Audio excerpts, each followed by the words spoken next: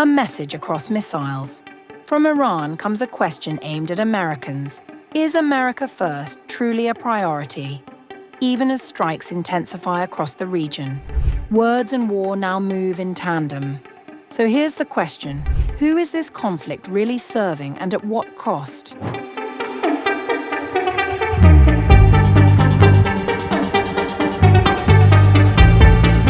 Iranian President Pezeshkian has issued a direct appeal to the American public, questioning whether Washington is acting in its own national interest or as a proxy in a wider regional war. In an open letter released Wednesday, Pezeshkian said Iran holds no hostility toward ordinary Americans, while accusing US policy of being shaped by strategic and political interests rather than facts on the ground. Is it not also the case that America has entered this aggression as a proxy for Israel, influenced and manipulated by that regime? Is it not true that Israel, by manufacturing an Iranian threat, seeks to divert global attention away from its crimes toward the Palestinians? Is it not evident that Israel now aims to fight Iran to the last American soldier and the last American taxpayer dollar, shifting the burden of its delusions onto Iran, the region, and the United States itself in pursuit of illegitimate interests? Is America first truly among the priorities of the US government today? The letter traces decades of tensions, referencing the 1953 Iranian coup d'etat and subsequent US actions in the region, while framing Iran's posture as defensive.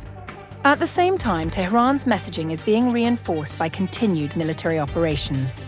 Iran's Islamic Revolutionary Guard Corps says it has launched a new wave of coordinated strikes targeting US and Israeli-linked assets across West Asia, including sites in Israel, Bahrain, and the Gulf.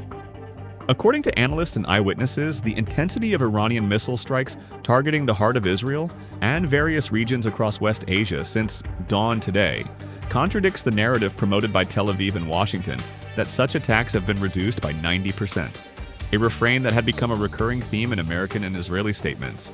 Iran claims the latest wave involved more than 100 missiles, drones, and rockets as part of its ongoing retaliation since the start of the conflict in late February. In a statement, the spokesperson of Iranian military, Ebrahim Zolfagari, said that 37 US troops had been killed in IRGC strike on UAE secret gathering site.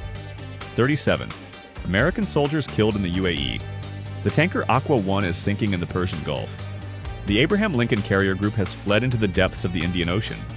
Tehran also maintains control over the Strait of Hormuz, reinforcing its strategic leverage over global energy flows, even as diplomatic signals suggest a conditional openness to ending hostilities.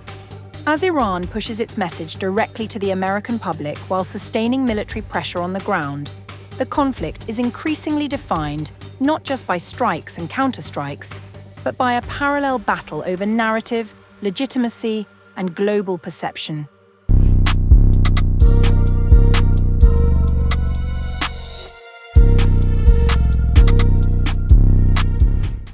A new twist has emerged in the escalating war between the United States and Iran, as claims of a ceasefire request collide with firm denials and continued threats of force. US President Donald Trump said on April 1st that Iran's new leader had requested a ceasefire, signaling what he suggested could be a turning point in the ongoing confrontation. In a post on Truth Social, Trump stated, Iran's new regime president, much less radicalized and far more intelligent than his predecessors, has just asked the United States of America for a ceasefire. We will consider when Hormuz Strait is open, free, and clear. Until then, we are blasting Iran into oblivion, or as they say, back to the Stone Ages. However, it remains unclear whom Trump was referring to as Iran's new leader, whether President Pezeshkian or Supreme Leader Ayatollah Sayed Mojtaba Khamenei. Iran swiftly rejected the claim, with a foreign ministry spokesperson describing the statement as false and baseless, according to state television.